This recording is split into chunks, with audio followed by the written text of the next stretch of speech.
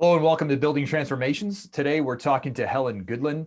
Helen is our resident expert on sustainability and carbon and new building materials that are really shifting the way that we build in the industry on our board of directors. As you know, CanBIM's mission is to improve our civilization and introduce new technologies and innovations that help us to drive these improvements.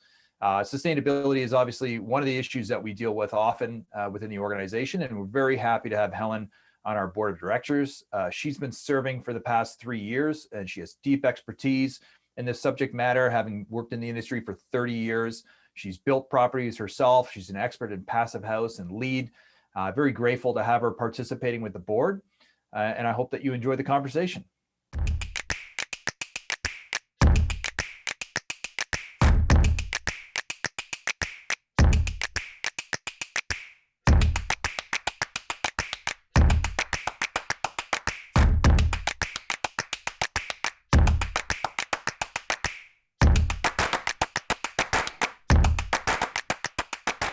Okay, well, I'm here with Helen Goodland, who is principal and head of research and development at Scius, which is a company based in Vancouver that helps organizations with research. They do a lot of work with organizations, with the government, helping with strategy and overall technology and really driving change in the industry. Helen, how did I do with a description of your company?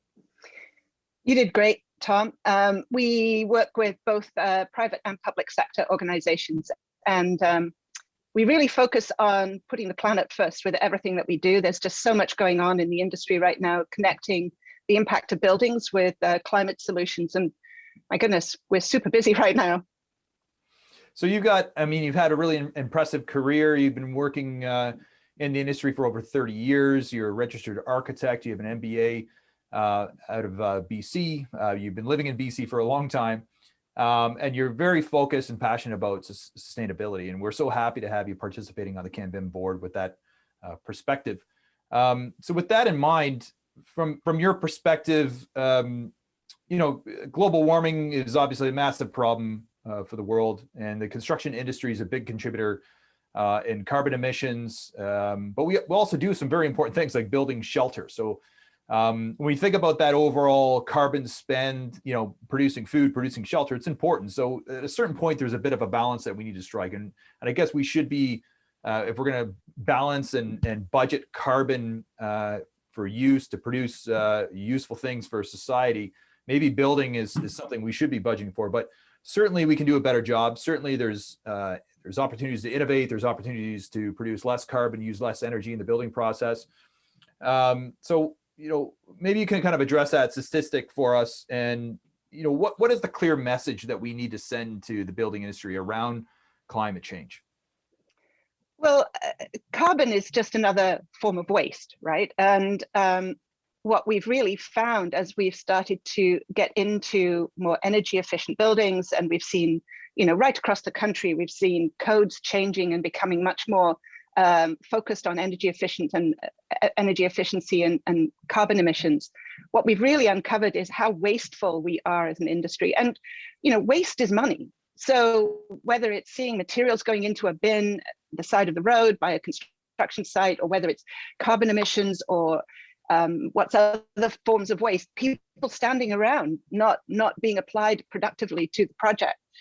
All of these are things that we've now started to uncover, and to see that we can really do so much better. And by doing so much better by managing waste, we're really able to solve some of those big, scary numbers that are associated with, the building industry and climate change. So, if you want the numbers, right now, I think the UN is talking about 28% of emissions, global emissions, comes from the operation of buildings. So we're not building buildings that are operating efficiently enough. And then on top of that, there's another 11%, which is the emissions that come out of the production of the construction materials we use. So most of the materials we have got very climate carbon emission intensive footprints in the production of those materials.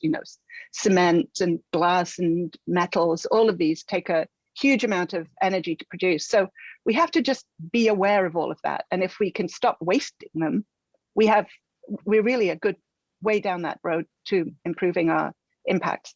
So there's certainly, I mean, there's part of this is probably striking a balance of what materials to use where. You know, as we even in Canada, we've seen a big trend from moving from rural places to urban centers, which COVID kind of slowed down, maybe reversed a little bit. But I think that I'm long on cities, and cities are going to continue to densify.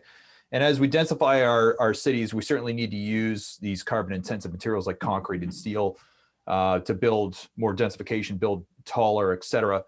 And also Canada's, you know, we're in a very extreme climate. We have extreme hot summers, we have extreme cold winters.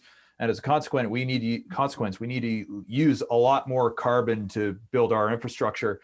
And then we have a lot more heating and cooling costs just to live in our climate. From your perspective, with your experience with UN and the requirements coming out, is it fair to demand that Canadian infrastructure, Canadian urbanization meet the same standards that other places that maybe are more hospitable climates are being measured against? I mean, are we unfairly taking on responsibility for the carbon that we're producing, given that we're in such a harsh climate?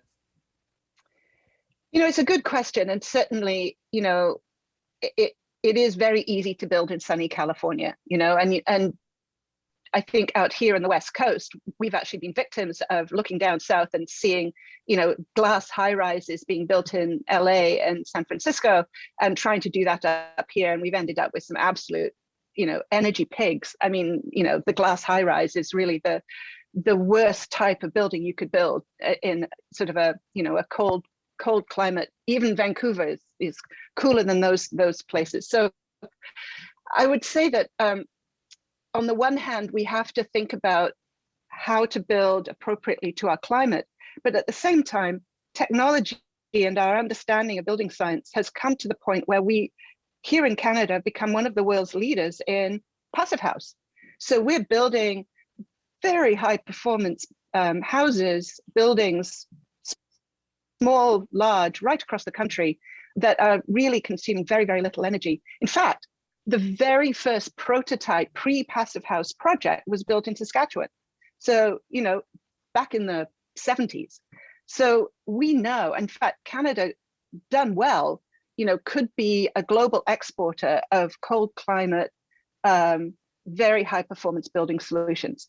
So we have the techniques and we have the technology. We've now got the equipment and the, you know, the products to hand to make these buildings incredibly energy efficient in operations. Where I think the interesting thing is starting to happen is where we're starting to think about the whole building life cycle. So if we're going to build a very energy intensive footprint, a building with a very energy intensive footprint, then we need to make sure that we're building it for long enough that we can amortize that over the lifespan. So we're not building one of those every 10 years. You know, I mean, out here in Vancouver, we've got problems with, you know, crazy land prices. So what we're seeing now is buildings getting torn down as opposed to being retrofitted. They're, you know, the financial model doesn't make sense to, you know, keep a building for 100 years because the land price has gone up so high.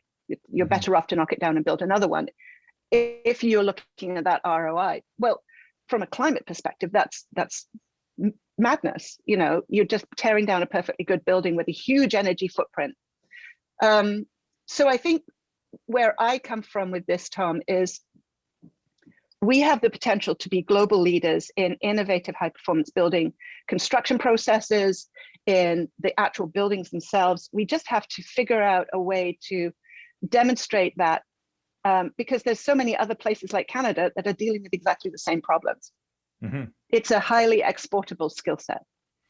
Yeah, well, it's a very good point. I mean, there is an opportunity here, as you pointed out. And I think part of the challenge has been that it's very difficult to accurately measure the performance of these buildings. I mean, as you pointed out, glass buildings consume a lot of energy and are typically a bad idea in our climate. And measuring, and often these things are built to a LEED standard. Not to criticize the LEED standard, but they're often built with around these principles, but then they don't perform as you would want or expect. So what's been the challenge there around predicting how these buildings are going to perform? And is that a role that technology can play? And what are the trends in utilizing technology for measuring sustainability and the performance of buildings? I'm super excited about the potential for technology to help with this. I think where we're going with this point is, the building industry is really the last big industry to make that analog to digital shift. And, we have been building these ever increasingly complicated buildings with, craft-based skills. Now, we've got folks working in construction across the country who are highly, highly skilled, don't get me wrong, but you're building with your hands, you're not building with machines. And, if you look at the way the car industry has evolved, the shipbuilding industry, the aircraft industry, they're all moving into these industrialized solutions. And, the driver of this is efficiency, productivity, safety in many cases, and reliability. And all of these things affect construction in the same way. So we absolutely have to leverage the power of digital tools, which really haven't been available to construction up until now. We haven't had the computing horsepower to be able to handle the complexity of models that we are dealing with construction, but now we do. And that's our moment to make that shift into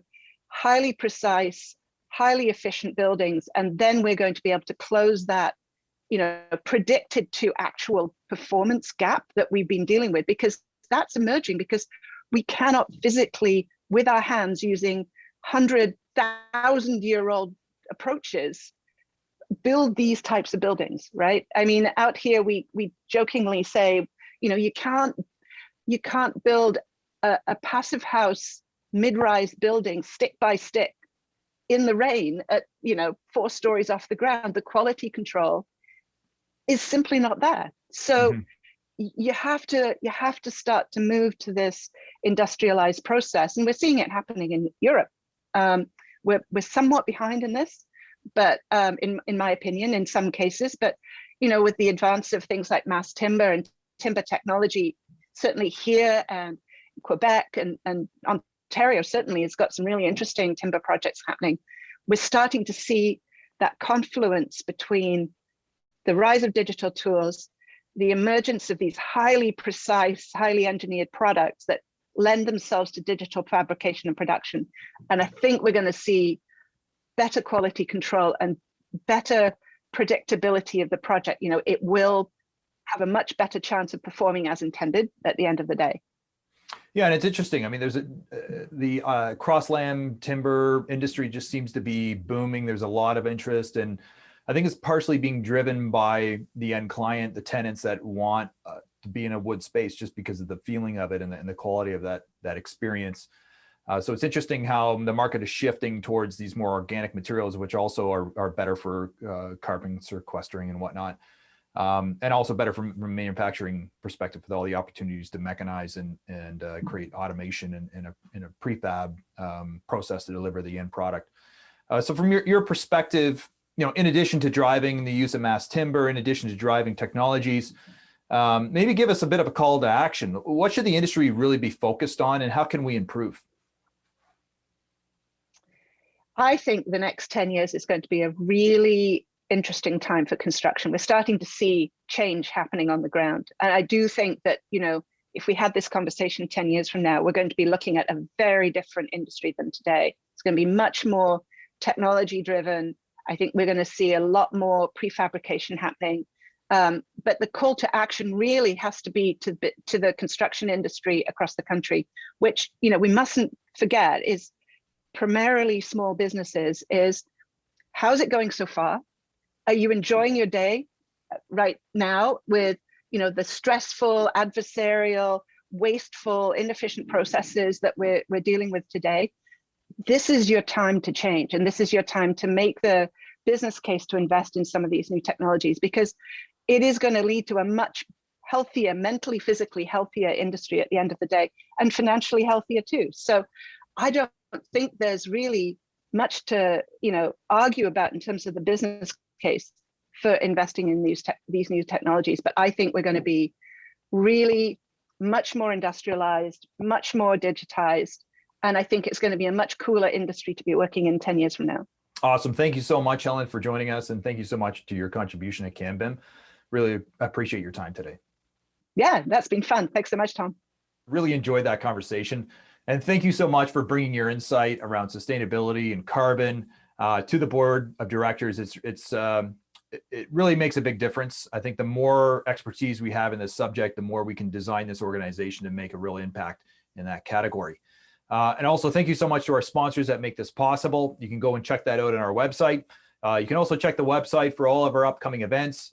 We have a number of different programs. If you're interested in participating in the organization, get involved with our think tanks, our certification program, our awards program, our annual publication, number of different things and different ways that you can connect with us. So check out the website, link, subscribe, follow, and obviously tell a friend. We want to grow this organization and grow this community. The more people that we have focused on driving this mission, the more we can do as an industry. So thank you so much, and hope to see you soon. Building Transformations is a CanBIM production hosted by me, Thomas Strong, produced by Jerry Latman, visual and graphic effects by Allison Burgess, scripting by Joseph Watson, post-production supervision by Sergey Greshko, editing by Theodore Bazaar, and visual effects and editing by Musafar Malik.